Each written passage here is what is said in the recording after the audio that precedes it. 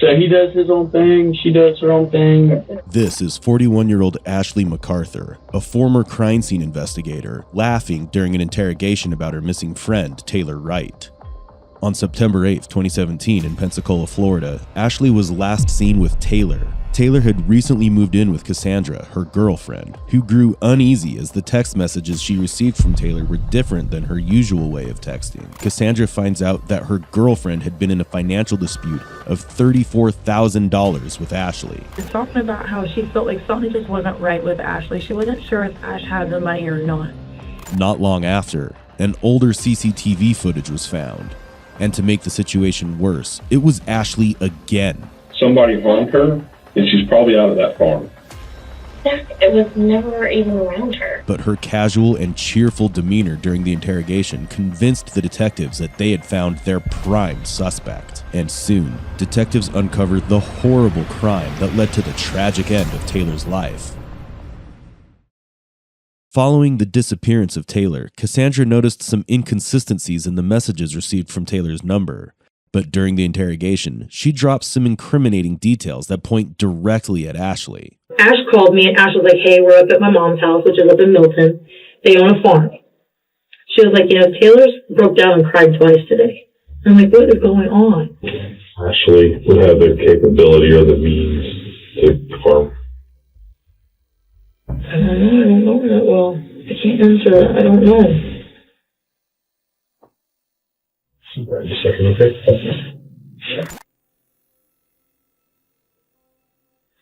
Hey, can I please don't know that you're thinking about? Just because bothering me sitting in here and I'm just...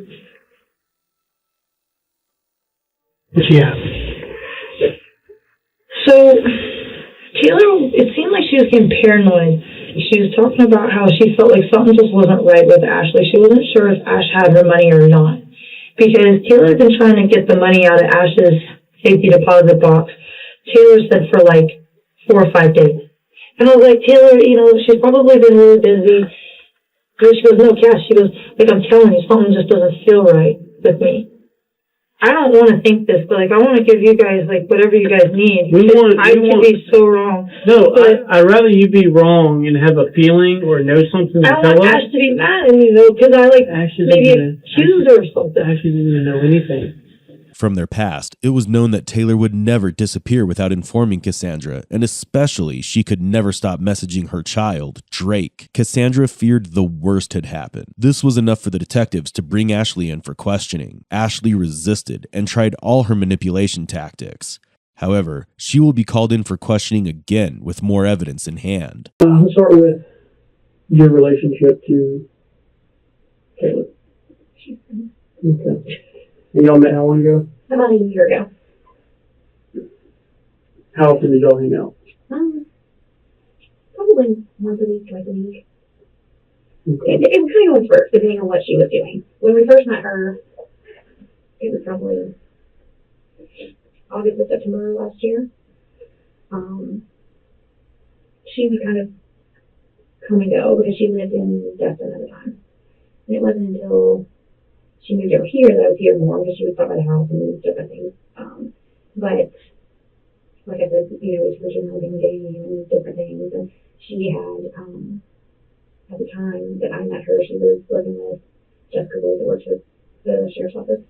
In Destin? No, here. But she retained a residence in Destin, but she lived here. In Jessica Wood? Yeah. Who was the resident with in Destin? I think the girl's name was Rainey. She had a roommate, and 2 miles it was somewhere around like just a side street somewhere near AJ's in Destin. We never, Zach may have, because I think he helped her move a bed or something in there, but I never went to that house down in Destin. You know if it was a house or apartment? That I don't know. And was she dating Rainey? Or? I don't think so. I think they were just roommates. Okay. But, yeah. That's what's been so difficult. One of the things is it's hard to... She's weird because she's partially in a relationship, but it's also kind of sort of in another relationship. So we're trying to, pin all these down. If suppose she were to have ran off, where do you think she would have? Who do you think she would have gone to?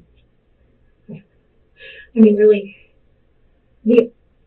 after everything came out with the situation with Biloxi and all that, my understanding was that she had kind of a long-term relationship with this girl in Biloxi. Ginger. Ginger, yes. But like I said, the first day that I ever heard from Ginger was that day that they were at the house and then all of this comes out. But supposedly she had been with Ginger for quite some time before that. I knew her to date guys that were in Destin right before she was with Cass. So, I don't know. She would tell us that she was going to date guys, and then the next thing you know, she'd be with a girl. So we kind of didn't know like where she was at any given point. But like I said, I was surprised when the stuff came out with Ginger because she had never even mentioned her name to me at all. Mm-hmm. And she had talked about people she dated. It wasn't like odd for her to tell me about people she had dated. Even women, because like I said, I knew about Jess. I mean, Zach works with Jess. It's Bruce Wood's daughter from he's captain of the sheriff's office. He's there forever. And Zach and Jess are friends. It wasn't like she was trying to hide the girl side of that from us because we knew about her. And then she would tell us, she told us about the guys that she was with. I think one of her trips to Vegas, she went with a guy. Ashley's calm demeanor shows no hints of guilt or regret when she enters the interrogation room. Unlike criminals who crumble under pressure, she reflects qualities of a master manipulator. Despite the fact that there is a staggering amount of evidence indicating her involvement in Taylor's disappearance, she acts clueless and unbothered. We don't look at anything. I'm not like most of them may be embarrassing pictures there. We're not worried about Yeah, that. we're not sure about that. We're all professional. We're looking for one thing. We're trying to find Taylor. Is what we're trying to do. Oh, yeah, I don't mind. Yeah, and what kind of phone was it? Either one of the phones that she had? I knew her, I think it was an iPhone. Because I think the messages that, They come across as iMessages. I think so, let me check. Do you guys have an iPhone? Yes, I have two. Is it blue that is, I think blue is on message. I think it is Yeah, blue. you might say iMessage and blue, and if it does go through that, the green is a text message, I think. Yes, I think green is text, blue is on message. Yes, blue is on message. Blue is iMessage. Okay, then yes, it's an iPhone. Sure. Yeah, it's just saying you allow us to basically download your phone. And it's done voluntarily. We're not forcing you to give us your phone. Yeah, sure. Ashley appears cooperative while spinning lies, but little does she know the detectives are already aware of her dark motive and are playing along. They're waiting for the right moment to gain access to her phone. The detectives who are now friendly will soon turn hostile. What were the rest of your plans for today? So where'd you go next? We went back to my house, I believe. What day is this, sir? This is the last day that she spent with. Oh, sorry. So you went back to Raintree. Right. And what was your purpose for going back there? To get any of the papers that I had for her and the money and stuff for her. Because the money was being kept at your house. Right. How long had the money been being kept there? It was only there for a few days. Where was that before that? Taylor had it. Okay. So this whole thing about a safety deposit box of yours, you know anything about that? Well, Taylor wanted to get a safety deposit box initially, but she didn't want her name or anything to be on anything that Jeff could find. Sure. So I was like, we'll just keep it and give it to you or whatever, because I don't know why she didn't keep it. She has a safe. Of her own. Yeah. It's odd. And I don't know if it had to do with she didn't want Cass involved with any. I don't know. It's hard to say what was going through her head, because I don't know why she was doing a lot of the stuff that she was doing. So you had the money for, did you call what day and how that conversation was brought up? Like, hey, 30 grand, keep it around. It's cool. Yeah. Well, it was only 20, and then she had other cashier's checks. So 20 grand and other cashier's checks. Right. You know how much money in cashier's checks it was? Not really. I didn't really look at them. So you know, if it was like $500 cashier's checks or $50,000 cashier's checks. My understanding was that they were like large amount checks, What's large? Because like probably 30 or 40,000. that's large. That's more than what I'm making a year, so that's pretty large. Yeah. It's large because there's some people that are different, you know. Because she had taken out money, which I don't know what she did with, before in cashier's checks from Navy Federal. And she was pretty furious about, actually I was with her that day, she had like an $80-something thousand cashier's check, and What was that? maybe in August. And she wanted to get all the cash, and they wouldn't give it to her. I don't know how much cash in the bank. Probably not. And so I don't know why she wanted it or what she was going to do with it or whatever. Do you recall when that was? Not specifically, but I mean, we talking like months back, or no, probably sometime in August. okay, that she went to the bank and was asking for 80 grand. Yeah, Did you take her? I was with her. What bank was that? Maybe Federal. It was branch. Davidson Langley. Sure, we go through that, so they probably. Oh, she was really rude, like to the people. Like, I mean, I'm sure they will remember because like she was kind of nasty to them. She leaves no opportunity to paint Taylor in a bad light, referring to her as kind of nasty, as if trying to move the suspicion somewhere else. Even more concerning is how she reacts with such a casual attitude after killing someone she'd known for a year. She displays no sign of guilt and does not falter when recounting her last day with Taylor, but the events that she narrated will be matched again in the next interrogation. Did you cash that day? She got, I think, $15,000 is what they would give her. They put the rest back in more cashier's check. Mm-hmm.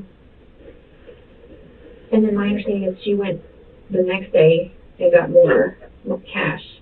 I wasn't with her, but that's what they told her she could do, and that's what she was doing. So she was just going back trying to get as much cash as she could out of this cashier's check. I guess. But I don't know what she was doing with it. And all this was in August. Probably in July, August, yeah. And how did the conversation come up with her leaving the money at your house? She just asked me if I would keep it. And how did that go? Yeah, okay, or? I mean, she was always there, so I mean, I really didn't mind. And I mean, our neighborhood is an easy neighborhood. We hardly have any kind of issues or whatever there. But I don't understand why she wasn't putting it in her safe. But she had the safe at Amber's house. On the mall. Mm-hmm. And then she was moving it to Cass's. Did she move the safe to Cass's? Mm-hmm. Well, it went there, but then I don't know why they ended up not taking it out of the truck. But of course, now it's all at my office. The safe is at your office? Yeah, all that junk is at my office. Do you know what's in that safe? I don't. Like, when we moved it, it was open and popped in, like, when we were trying to put it in the truck, it popped open, and then she ended up closing it, but I don't think there was anything in it because the door popped open. But whether she had all that other cash that she had taken out before in there, I don't know, but it was with her at that house. That's all I know. At Amber's. At Amber's. Say that that day she asked to get that money was part of one of the things that she wanted to get the money from your place. Right.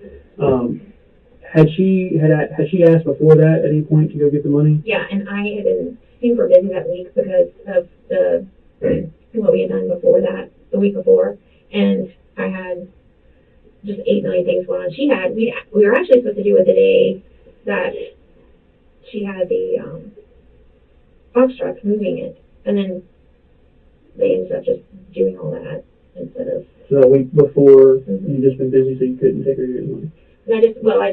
And she's gonna come by the house. I told her to come by the house, and everybody was just running around and doing whatever. So. And how long was the money at the house? Probably just a couple weeks. Okay. Do you own a safety deposit box? I don't. Or does Zach have a safety deposit box? I don't know. Okay. Who do y'all bank with? Wells Fargo. Which branch do you use? I use the downtown branch. Where does Zach use? He never really banks, but downtown would be probably where he would go, or the Bayou branch. Okay. Do you know anyone that works for Wells Fargo? Randy Ard. Randy Ard? Is that a male or female? Male. Randy Ard. Which branch does he work at? The downtown branch.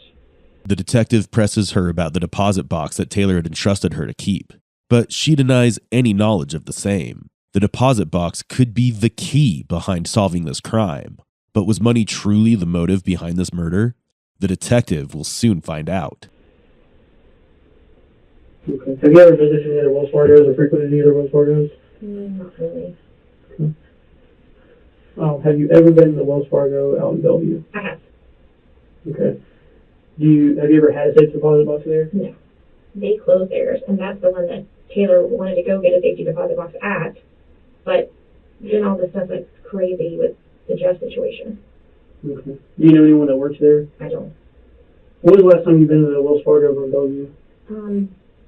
Probably the week that we were there, Taylor and I went by there. She wanted to find out about when they closed the safety deposit box was there. What did they say? I think it's in July. They closed it in July? Mm-hmm. When did you learn that they closed it? I don't think it's that branch, so anything that I would do would be downtown. Okay. And I don't know why she wanted to make it seem like she had a safety deposit box.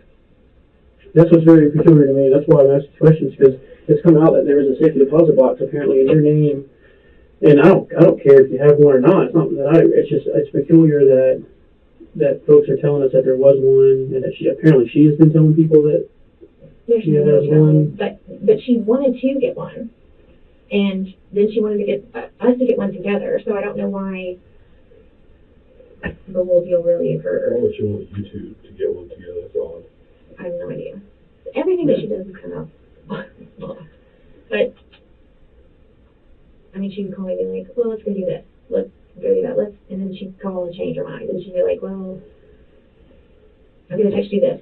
Okay. The only way I could take it is she was very, very upset about what was going on with court. And I mean, I know she was trying to hide money from the Jeff situation, but. And understand, that's a civil matter. That's not something we're concerned about. Oh, I know. I don't care if she was hiding $1 million from Jeff. I'm not Jeff. No, I know. She's not hiding money from me. Well, like, I wouldn't have to have anything to do with this if she wasn't trying to. I mean, this is a peanut for me, Sure, you know? sure. Hey, all of us. It's just like now, I'm stuck with all of her stuff in my office, and, you know, even before all this goes on, she's got the truck for a week, and this and that. I mean, just trying to help her, and, of course, the story that I get is a very sob story about how Jeff's taken all this money, and he took all this stuff from her, and now she's just, you know, trying to hide it and move it and do all kind of just shady stuff with it. And, like, she's overinflating credit cards and stuff, like putting extra money on credit cards. I mean, they just... Paying more. Right, like paying more than... So if you owe $500 total, she pays more than $500. Like $2,000 or something. Just adding... So she has like $1,500 credit. Yeah. First, questioning Taylor's identity and her gender, and then highlighting possible dangers to her life, and now presenting her as a hoarder. All this seems to be a desperate and calculated move to assassinate the victim's character. It's ironic that the problematic things Ashley mentioned about Taylor are identical to what she used to do, overspending on her boyfriend and the girls in her circle. But how far will she go to mislead the detectives? Did he hear all this? No, he wasn't there that day. Does he know every detail of y'all's relationship and the last time y'all hung out and all that stuff? He probably doesn't, because That's probably he a good gets thing then. angry with me. He would get angry with me for him, because he's like, stop helping her, stop helping her, stop helping her. And I'm like, because I just didn't see her as a bad person. I mean, maybe She may not be. She may well, not be. but maybe I was too naive, whatever, I don't know. I just felt like the way that she put everything to me was like she was just trying to get her life together, to get her kids, to get back on her feet, and that Jeff had done so much, you know, to her to take away all of this money that she had and everything else. It just was. And so, of course, I feel bad for her, and I'm like, okay, well, do whatever you need me to do, you know, I'll help you, because I feel like she was kind of alone, other than, you know, Cass. And She wasn't ready. I've known her, you know, a little bit longer, you know, than Cass has, and so, you know, I was willing to help her, but then half the stuff that I thought to be true, now I find out isn't true, but, or allegedly isn't true. I mean, I don't know, because everybody has such it's like a wild roller coaster of stories, and I'm just like, are you kidding? You know, every day Cass will call and be like, well, this is the new thing for today, and this is the new person of the day, and no, her dad's not dead, and no this, and I'm like, Yeah. how do you piece through it? Yeah. She's like, I'm gonna try. So Has she expressed any interest in leaving Cass at any time? she just, Or was unhappy? Or? I don't think Taylor was 100%. I know that she was really irritated about the house stuff. I got the impression that it probably wasn't going to be long term, only because she's like, she wants me to pick out this and this and this, and it's not my house, and I'm not going to be there, and I'm like, what do you mean you're not going to be there? She's like, well, you just can't stay. And I'm like, but Taylor, this is what we're talking about. Like, are you staying? What, you know? And it's awkward question, but again, like Chad said, this all stays in this room. Had you and Taylor ever, No. had she ever come on to you, or? Taylor asked me one time if I would have a threesome with her and some guy, and I'm like, no, thank you. And when was that? Probably a week before. That's it. So recent. Yeah. You know who the guy was? I Did don't she know. say? She didn't say. Did she show you a picture? No, I just told her, like, I'm like, not my thing. Yeah. Do you know who harmed Taylor? No, I don't. I don't know that she's been harmed. Did you harm her? No, I didn't. You know if Cass has harmed her? No. I wouldn't think so.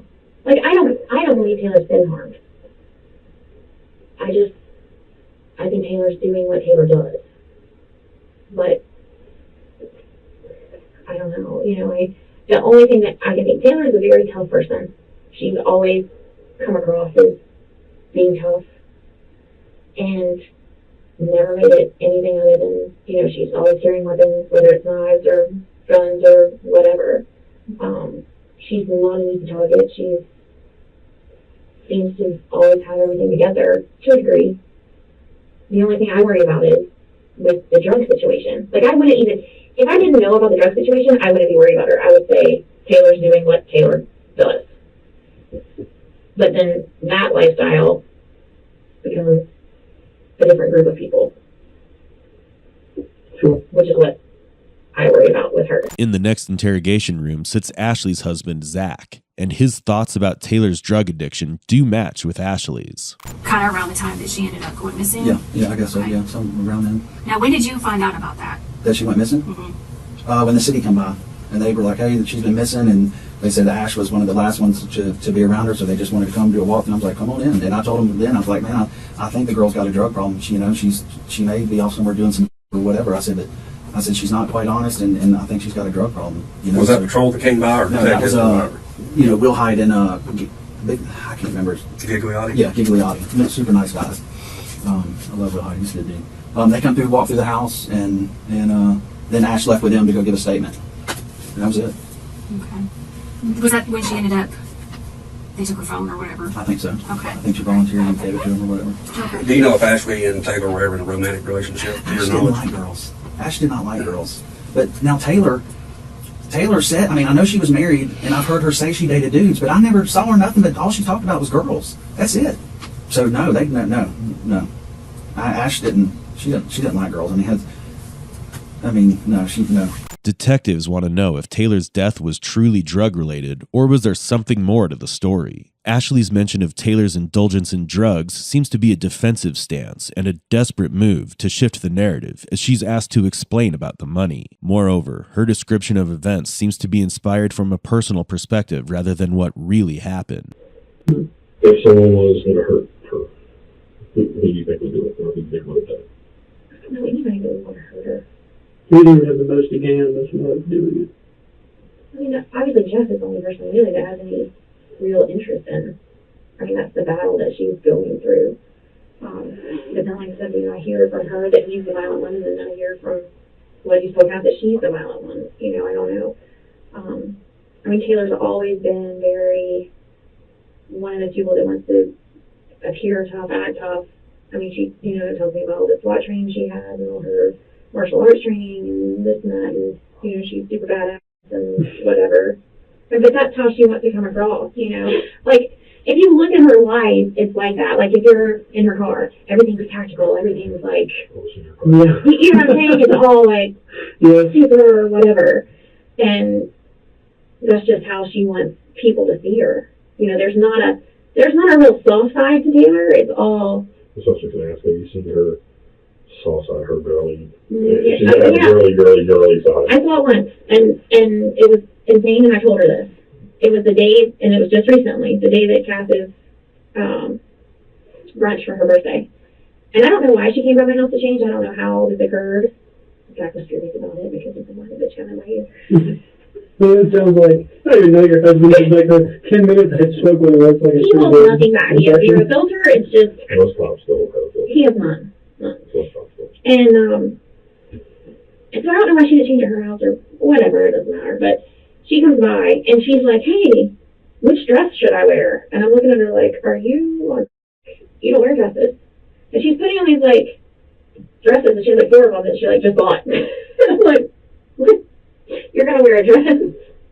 And that was really odd. Like, I mean, I said it to her because I'm like, this is weird. I've never seen you in a dress or tried to look like a girl. I mean, most of the time she looks like a guy. She has on like board shorts, and she comes across like she doesn't ever appear like soft or womanly, or everything's just always or. She's a controller of her own case.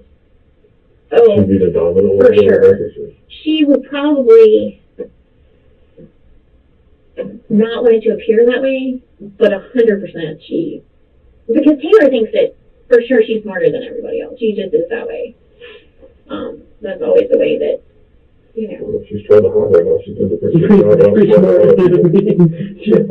she's not the dumbest person to go with. Oh, I don't think she's dumb at all. After dragging Taylor's image through the mud, her next step seems to be finding someone with a probable motive to put the blame on. And Jeff seems like the perfect scapegoat. But detectives managed to bring her back on the track through questions related to the day Taylor went missing. Has she ever gotten an Uber for y'all? No. I think they did in New Orleans, maybe. But the only time I've ever used Uber was in Washington, D.C. Who do you think paid for the Uber or the Uber? I have no idea. And who would have been the ones who would have ordered it? Would have been a big. Obviously, you didn't. No, I wasn't there. I don't know. She said that they were going out of town and they could take an Uber, but I don't know that they ever did it. I mean, they did have Cass's car. They drove Cass's car over there, so I don't know what they ended up doing. You know she has an Uber account on her phone? I've never looked in her phone. She, like I said, she has her whole lockdown. But that's just the way she is, like everything. Like, she keeps her tampons in the ammunition box. Alrighty. Tactical. All things tactical. Yeah, you never know. You know. That's awesome. What do you think we can find her? Anyway, What are you going to tell you? my gut says Destin. I don't think she's far. I think she would have gotten there. I believe that she probably has more friends in Destin than she's told us about. I mean, she lived there for quite some time. Has she ever talked about, like, how she would dispose of a body? We don't talk about any of that stuff yet? No. Taylor always jokes about, like, putting people at a pig farm. What was that going to do? I don't know. You don't have a pig. You're piggy. But I met one. He doesn't eat anything, but he's, like, That was pretty cool. Perfect. I'll let you go. Thanks for coming up here. Detectives let her go for now, but with her phone in their possession, they'll soon uncover the shocking details, which will expose her manipulative schemes. After a month, she's called back into the interrogation room. I was saying, when we were doing our investigation, we've looked into everyone. By nature, we have to. We just had this question at this one not long ago, a few days ago. I know she's a girlfriend, right? I'm sure she cares about Taylor, as do you, I'm sure. But we found some bank records that drew some questions. Can you tell me anything about you and Taylor and any sort of involvement with any businesses? She needed to put, like, money and whatever, and she also wanted to do some of the stuff with my t-shirt business and stuff as well, with her takeout. And so we added her to my Purely Southern Willsburg. Is that a t-shirt business? Mm-hmm. How does that work? What do you entail? We do, like, festivals and things like that, sort of like the gun shows and things like that she was going to, where she wanted to sell her clips and tactical things and stuff like that. Okay. So, did y'all have like a business agreement? Nothing like really formal. So what was kind of the plan? She was to just kind of come to put her name on y'all's business or something And sell t-shirts? Well, we would just use that as just a umbrella for all of the tactical and the t-shirts and everything together. Okay. Now, were you going to do like the ordering for her, or was she going to just kind of bring the stuff and do her own thing? You felt about you all going in and being business partners. So The relationship Zach and I have is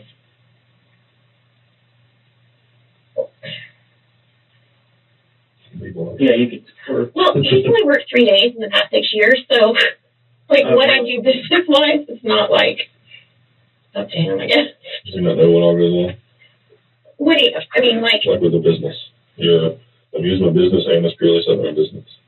I mean, I talked to him about it here and there or whatever, but he's not really, involved in anything. If I say, hey, can you come help me with the machine, he might do it, or he might say, I am not a worker, I don't need a machine. Really? How's that go? Have you ever had to sign her name to a check? To deposit? Mhm. I don't know why I forged my name on there. I actually, most checks you don't have to, You just put deposit only on there, I think. you can put deposit only, or like when I deposit, a lot of them I just put them in. If it's in an account with your name on it, because I think if you were cashing something is when, you know what I mean, because then you'd be receiving the cash. But if it's going into a listed account with, your name, it's supposed to be your, whatever. And she was having her accounts were frozen. So Yeah, that's a while ago. So y'all would deposit when all this was going down with the check stuff, or before that? No, it was before that. So her account was back active. I guess at the time, I don't know. Okay. But when y'all deposited checks, and obviously I'm assuming you had access to the funds, or y'all had access to the funds. Do you know what bank she was having issues, or where these checks were coming from? What do you mean, which checks were coming? Like, were these paychecks that someone wrote to her, or were these like where she pulled money out of a bank in form of a? She had one cashier's check, and then I think the others were like little paychecks that somebody had written to her. Do you recall how much the cashier's check was for? I think 37,033, 34. And she or you deposited that? I deposited that. I actually deposited all the checks for her. Into? Unless she deposited more than I know. I guess she would just hand it to me and then go. And that was into the Simply or account. Okay. Did she ever make withdrawals or expenses from that account? That I don't think so, because most of it was paying me back for the money I had already given her. Sure. Now, when you were loaning her money, was it like, here's $5,000, here's $10,000, or was it like, here's a couple $100? No, it's like, because she said that her, and this started way back in probably February, I don't know, that she was having, issues with her bank or whatever and trying to get money out of whatever she was doing or whatever. So usually I give her like $1,000 or $1,500 a week or so to keep in.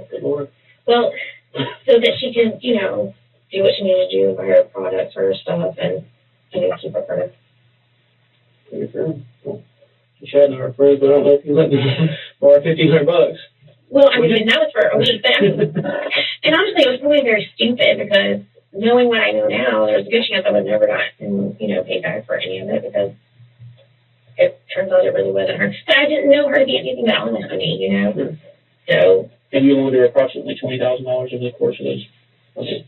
It was probably 26 or 28. I don't really know. I mean, it wasn't. And she just said, once I get the money, I'll pay this or whatever. And okay, that's fine. But I mean, to my knowledge, she was making it with her private investigator stuff, but she just was like, this money is getting tied up. Can you help me out? And Does Zach know all this? probably not. I mean, we don't really talk about finance stuff.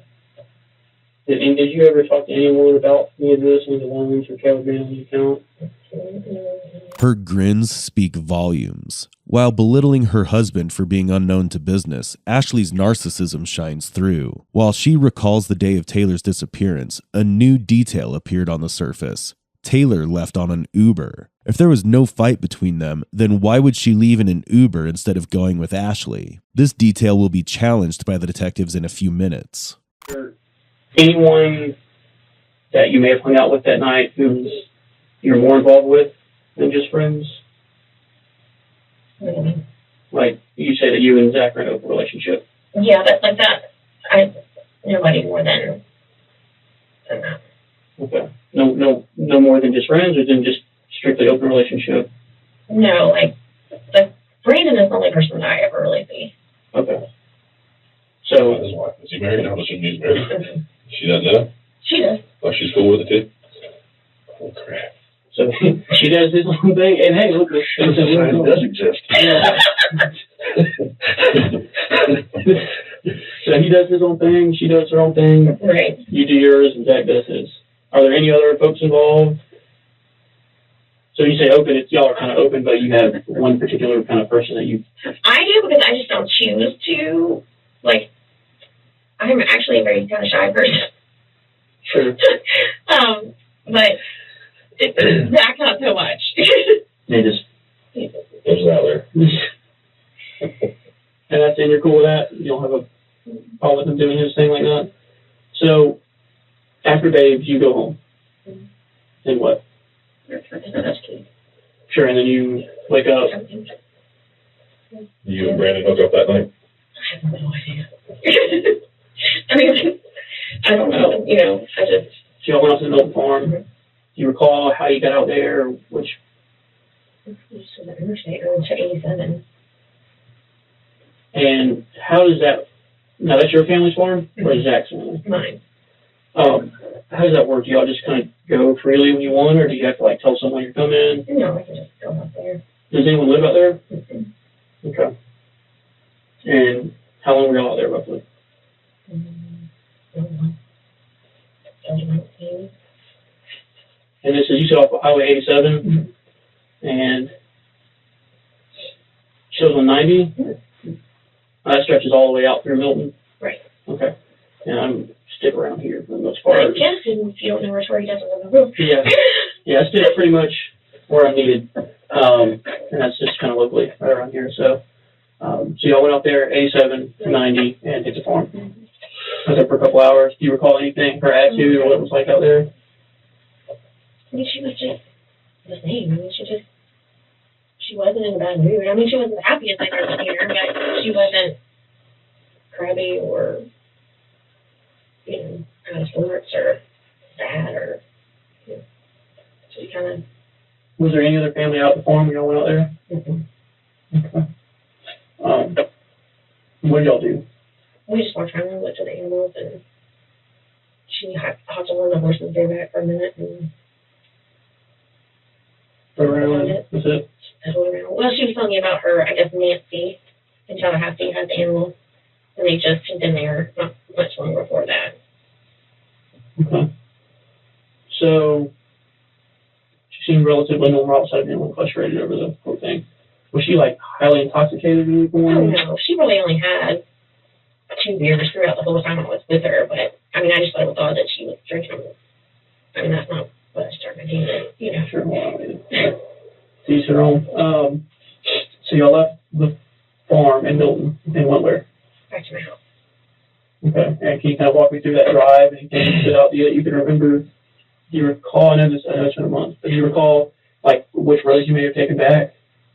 Maybe Davis Highway or Fairfield, or how I would usually go to the interstate to Fairfield. Or... Okay. Can you go back? Good. Oh, go ahead. So you get back to the house, then what?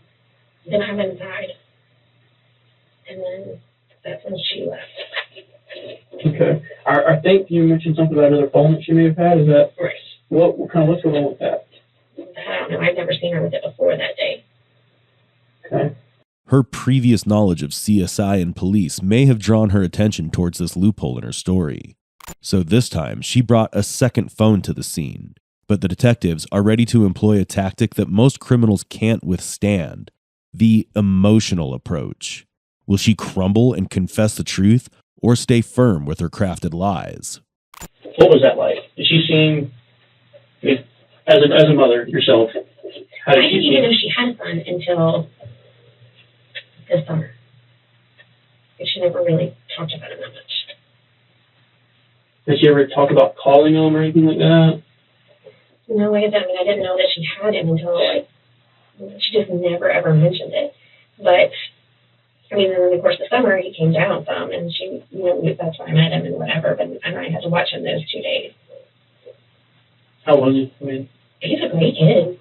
I mean, smart, full of energy, well spoken. You know, I mean, he's a good kid. as a mother yourself, what kind of person do you think it takes to just leave a child like that? I didn't leave mine. Do you think that Taylor had that personality, or was that kind of person that she could do that? Well, I would say no, but I also know that she did tell me that she never wanted children. And this is her biological child. This wasn't like Jeff's kid that she came in the picture. Okay. And I think she had that discussion maybe with Cass too. I don't know, but we were talking about like her, whether she likes girls or guys and why. And she said that part of the time she felt like she was with Jeff because she felt like that's what she needed to do. She needed to like get married to the lucky guy and have a child, and but it wasn't like her ultimate lifestyle or whatever. Like the family. Right.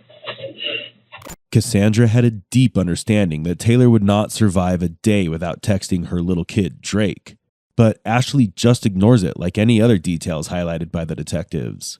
With no definitive results, the detective moves on to a different approach to bring the truth to life. Calls. Do you remember dialing 911 that morning? No. Tell me what happened. Early that morning? Yes. Yes, I do. Okay, yeah, tell me what happened. Okay. I do know. I figured that would stick out in your mind. 911 or You did I called just call? 911 and the police department. Okay, I don't remember calling 911, but I remember calling the police department. It's because, no, it's fine. I remember doing it on Sunday night because there was a fight at Dave prior to that, and we were checking to see if somebody had a warrant. We asked the desk sergeant if there was a warrant for 2 people. Okay. Like people that y'all didn't like that were there? No, like Brandon wanted to know if he had a warrant. Yeah. Why do you have a warrant? Because of the fight.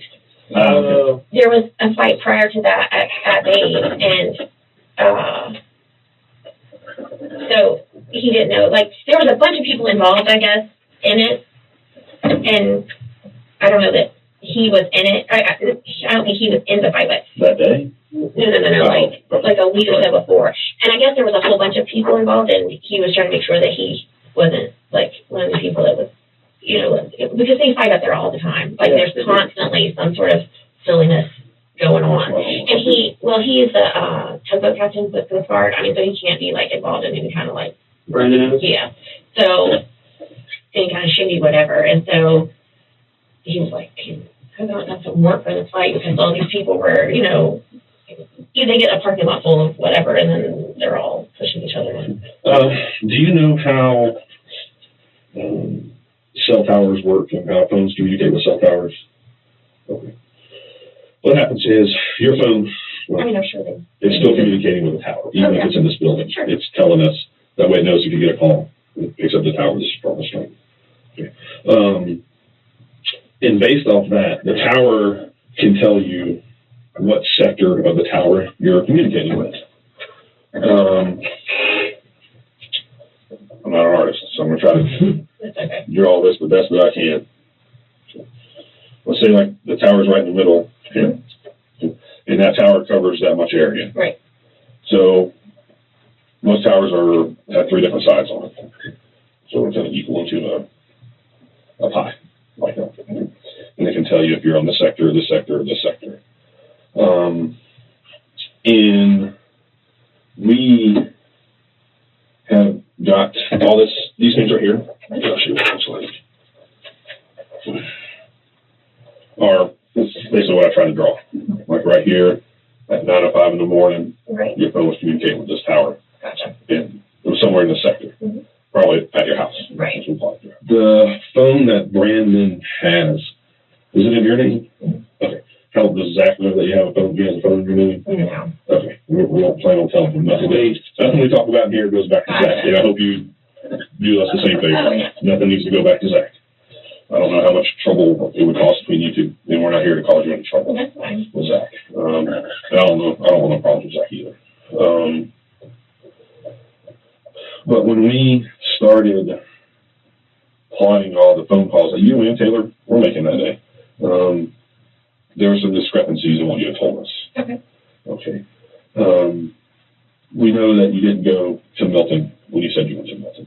Let's take that Milton. Not when you said you went there. Oh, well, I don't know what. You went that evening Oh, okay. around 7:30, 8 o'clock. Maybe you went to dinner out there or something. We did go to dinner out there. Who all went to dinner out there with you? Me and Zach. You was that? Okay. Where'd y'all eat at? I don't know about that. I have no reason to go to Santa Rosa County. Oh, anyway. No, I stay out on by the Walmart there on Blue Angel, and I have no reason to leave that area. Okay, so there are some discrepancies, but we'll go over that all with you here in a minute. We're just trying to get everything out here. How often do you talk to this Kyle Brett guy? Probably a couple times a day. When I say talk, text, or voice. Right. Do you remember talking to him that day on the 8th? Probably. You know what y'all spoke about? Probably school or something. Do you know if he was at home that day? I don't think he was. I don't know. I don't think he was. Now, who is Kyle's parents? My aunt and uncle. What's their names? Sharon, Brett. Kara Brett. Mm-hmm. And what's his name? Carl. Kara and Carl. Okay. Now, where do they stay? Jacksonville. Do they have any property here in Florida? Yeah. Or, I'm sorry, I should say Florida, because Jacksonville is Florida. Any property here in Stanley County? Yeah. Okay, where's that at? That is off of Buell Road too. Or no, off of 297. Okay. Now, do you travel out there a lot to their property? Not a whole lot. Do you travel more to their property or more to your aunt's property in Milton? Okay. When was the last time you think you went out to the property in Buell? Or 297, whatever you call it? Probably. Yeah. Was Kyle there when you went? Mm-hmm. Okay. So you're just there. What was the purpose of that? My aunt was here and I thought I'd say hi to him. Okay. Was she visiting? Mm-hmm. Okay. Dinner or just out to say hello? We did brunch. Okay. So you're out there early? Yeah. Mid-morning? All right. What is Kyle's number? Do you know off the top of your head by chance? Yeah, I couldn't tell you my wife's number if I had to. It's just saved this Nana in my phone. Do you know if it's a local number or if it's a long distance number? Kyle Britt, suddenly introduced by the detectives, is Ashley MacArthur's sibling and owner of the property that Taylor and Ashley visited before Taylor's disappearance. Lying at this stage will only increase her tension even further. Is this that check you were talking about earlier? Mm-hmm. It's totally to be explained. That's why. Yeah, that's why. I think this is we're trying. Do you know the signature that is? That's Taylor's name, but it doesn't really look like her signature. Would you maybe wrote her name on there by chance? Probably not. And look, if y'all are on the account together and you have No. permission to, then, Oh, well, that's what we're getting at is, did you have permission to? I didn't. I mean, she told me to deposit all the checks that I deposited. There should be several others. But there are. There's this one, right? You want to put that one in there? Is that clearly Taylor's signature? I mean, it looks like it. Her signature is usually more bubbly. But it's different. Oh, so those two signatures are different. Oh, sure. Right. But Okay. You would agree with that too, right? Oh, yeah. Okay. How about this one? Is this one you would have put in there, you think? Yeah, probably. And what about that signature? This is what her signature usually looks like. It's more bubbly. Well, these two seem more similar than this one to those, right? That's why I was asking earlier if you've ever signed her name to something. Personally, I don't care if she's telling you can, that's fine. I don't know, but I mean, Dealings with the bank. she just, I mean, we are. But is this your signature? To me, that looks more to that kind of writing. Again, I'm not a handwriting expert. I'll never claim to be a handwriting expert. But all these signatures are yours, correct? Right. Okay, that's just as long as again, it's not an issue with me. I just needed to. If you wrote that, that's fine. I just need to know if you wrote it. I didn't, but I mean, it doesn't look like her signature to me either. Did Zach have written her name on there? Not going to use that account ever. So I mean, I know that I deposited this. okay. What happened to this money after you deposited it? A lot of it I used because it was payment for the money that I had been given her.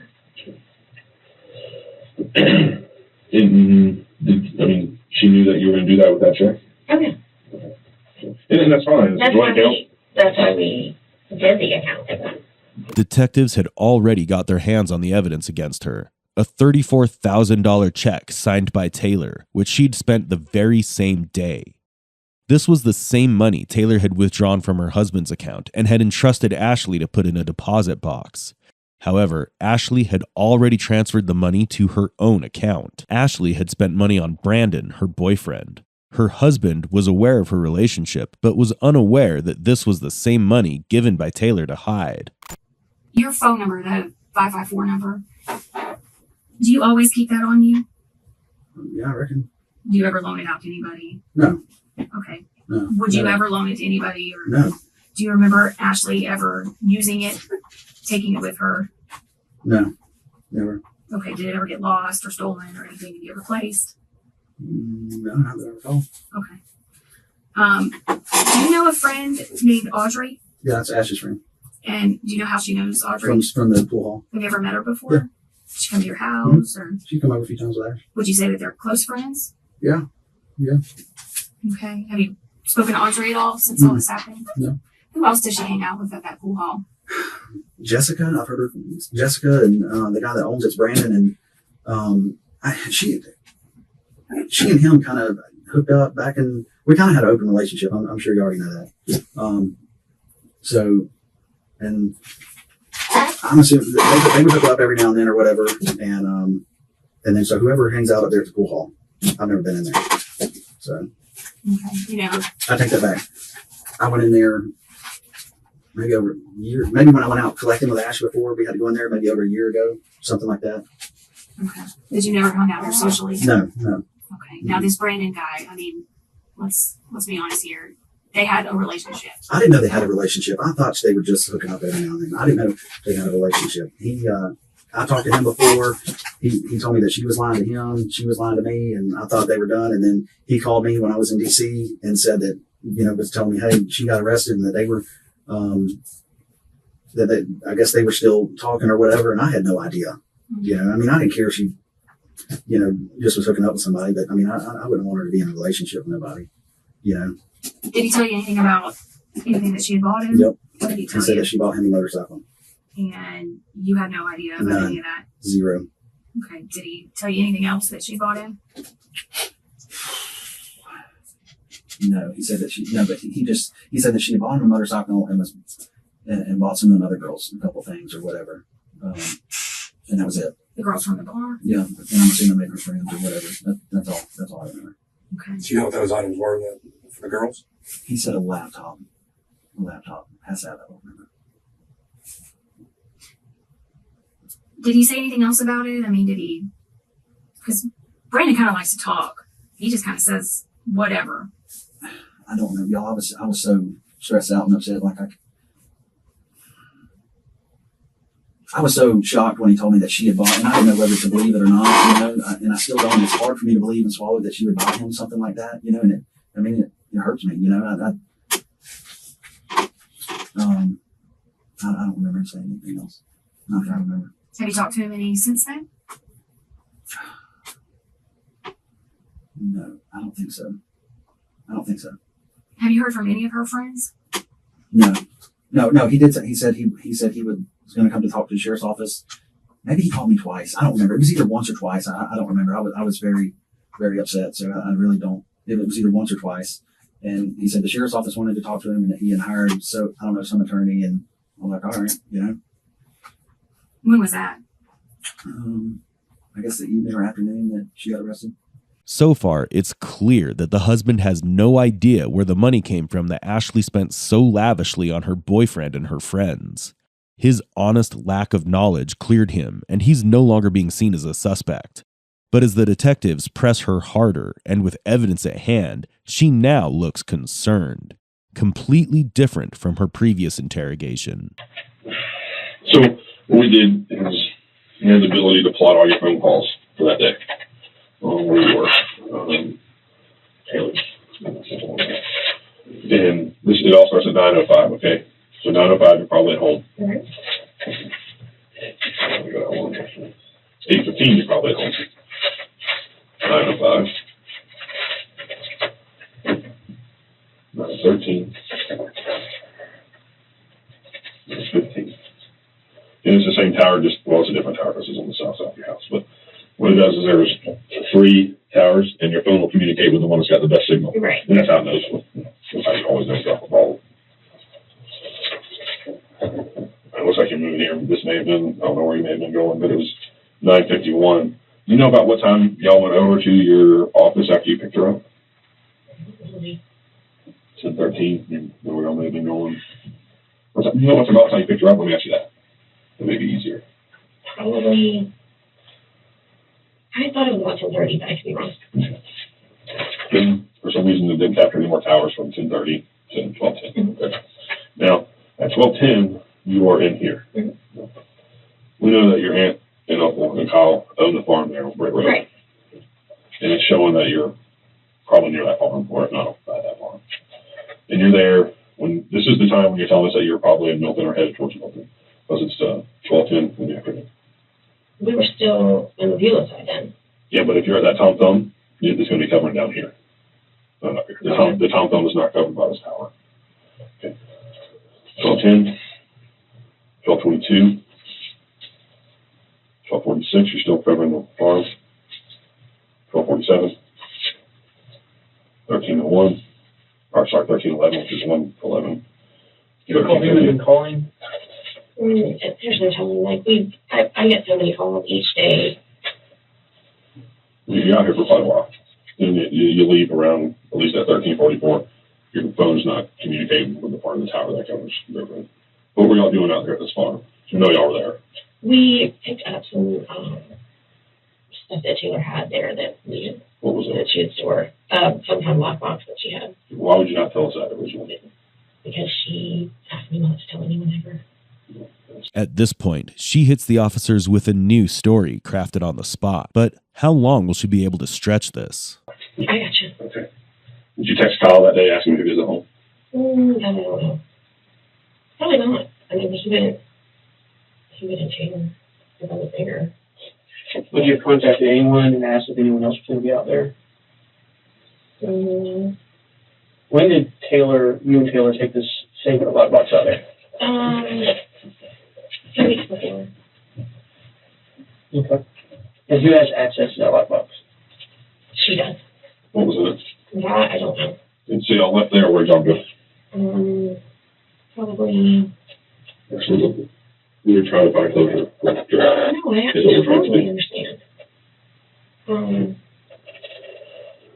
Do you go back out to this farm after y'all leave? To put her box up? I'm asking you, do you go back out to the farm after y'all leave? I don't think so. You don't think so? Yeah. After that day was not that eventful for us. I beg to differ. I beg to differ with you there.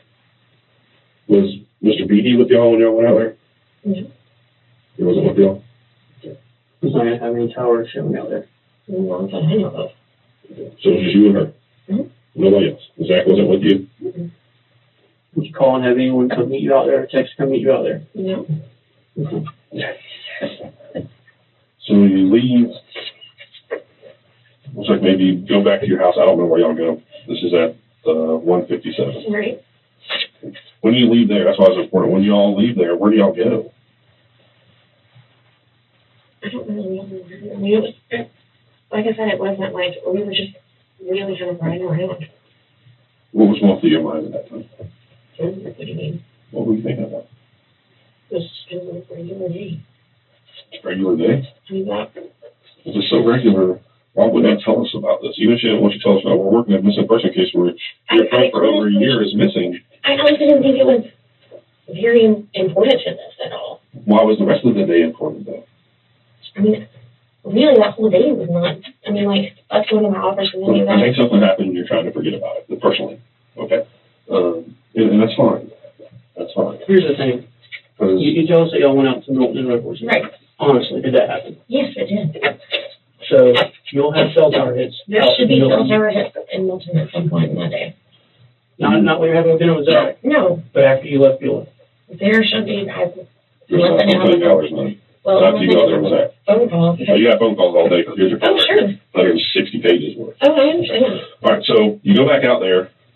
When you say you're not sure if you went back out, probably didn't. You actually did go back out there at 2:45, and you're out there for quite a while. Again. So really, in essence, you spent, it seems like at least a large portion of the majority of your day out here, It really wasn't, though. I mean, we were several hours. here and You're still there. And you're still there. Yeah, you're still And there. look, at the same but- time. You know, it's two different phone calls. There's two different phone calls. Gotcha. so, like Chad said, you know, I feel there's a reason you don't want to tell us this, but the thing is, I know you're not that person. Her description of the day is completely devoid of any variation in her state. This emotionlessness is a notable quality, often found among psychopaths. One officer uses logic to push her for a confession, while another tries an emotional tactic. But will she break and confess her crime? Right, this is a person, you're someone who tells me that if your friend goes in the hospital, you're going on a vacation, right, to probably one of the funnest cities in the Southeast region. Would you agree? Right? Awesome. So you're going to this place that's going to be a blast with friends that are going to be fun to be around. I'm sure. Right? And then you have one of your friends who goes to the hospital. Instead of you going out with other people who continue to go on and have fun, am I right? Right. This Andrew and Taylor. You say, you know what? My friend's more important. I'm going to the hospital with my friend. Right. Right? Not only did you do that, you told me that you went back to Pensacola, took care of business that you had no choice but to take care of. And instead of going on about your merry way, you drove back over here, back over to New Orleans to see your friend, check on your friend. I can tell you now, I have probably very few, if any, friends that I would do that for. Right. Which tells me that you're probably a nicer person than I am. Right? And I believe that. I believe that story. I believe without a doubt that you went back just to check on your friend and to see how she was. Sure. And only a decent person would do that.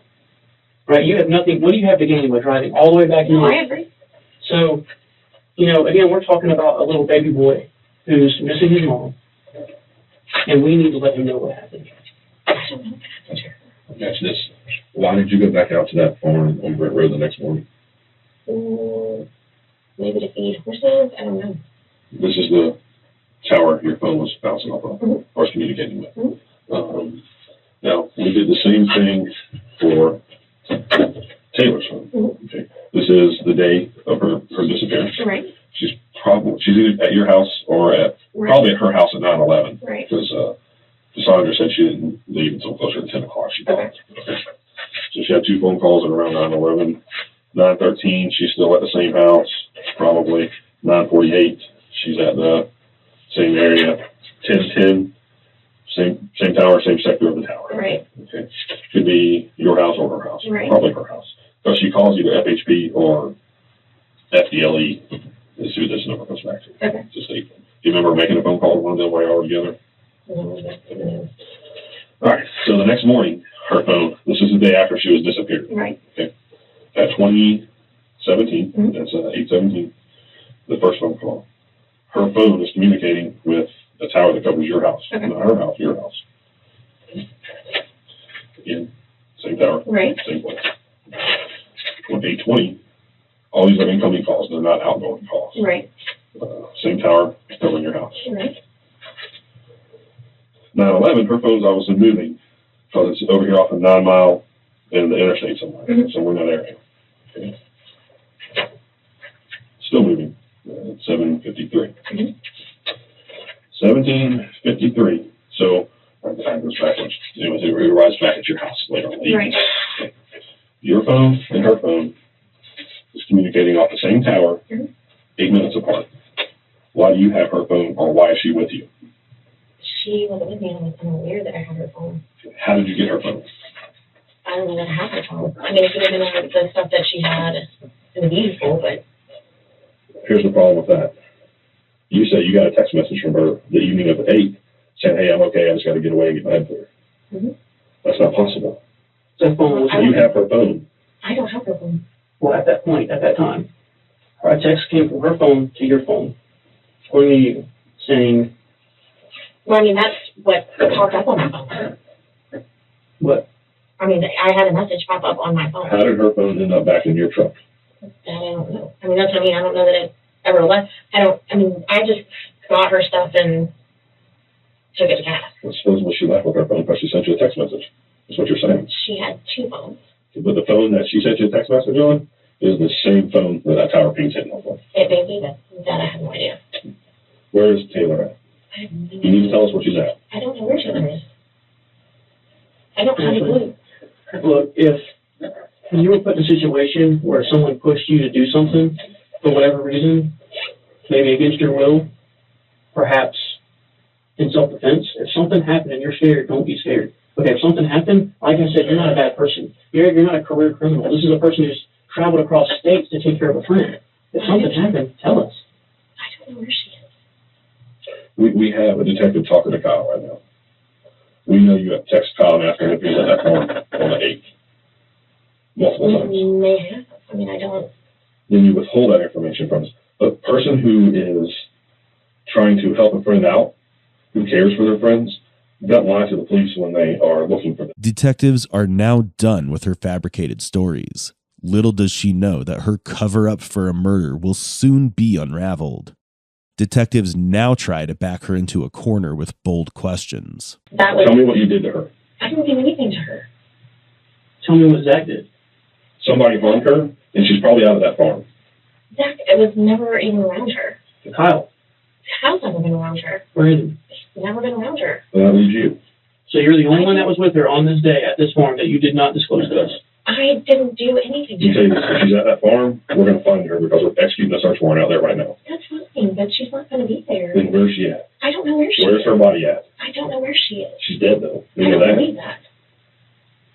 I don't Actually, believe that at all. the thing is we know that you had knowledge that phone was there because a text was sent to your phone from that phone, and it was in your possession. It was at the same location. So either Taylor was sitting in your bedroom with you, right, texting you, and you somehow didn't know, and then stayed in your car with you and communicated with other individuals the entire next day, all the way out the wedding, went to this wedding, was hiding in your car. There's no way humanly possible that you didn't have knowledge of the phone. That I don't know. The thing is, I think that you're concerned. I think that you're scared. There's no need to be. Right? If something happened, we're going to figure out. Would you rather us figure out what happened with you saying, I don't know, and then continuing with these statements that are inconsistent? Would you rather that, or would you rather come forward and say, look, an accident happened, or this asshole over here, this guy pushed this on Hold me? me for a second. Don't cross your legs on me for a second. Don't let us tell your story. Because this is going to tell us what happened. Don't let us tell something that may not be true. Tell us what happened. I think at this point I need an attorney because it seems to me that y'all think that I did something to her. Okay. I respect that. Sit tight and we'll go from there, okay? Yeah, hold on just a second, okay? She was sent home for 3 hours and was later taken into custody after concrete evidence was collected against her. The search operation at her family farm uncovered dark secrets hidden quite literally beneath the soil. At the site, the detectives unearthed a skull with a bullet mark, which Ashley had buried under cement to hide her tracks. She was seen buying the cement at a nearby store. Along with the remains, detectives also found a necklace that belonged to Taylor, which confirmed her identity as the deceased victim. And with that, there were no more lies and stories Ashley could hide behind. Ashley's trial began on August 26, 2019, and on August 30th, 2019, she was found guilty and was charged with first-degree premeditated murder. During the court trial, she pleaded not guilty. Even though she lied through her teeth, in the end, she could not survive the long and relentless hand of the law. Her attempt to cover up with a false alibi failed miserably. After listening to defendants and prosecutors, the judge passed a verdict of life in prison with no parole for 25 years. Despite going through a hard divorce, Taylor was tough and looking for ways to start her new life with Cassandra. In a twist of fate, her trust in Ashley cost Taylor her life.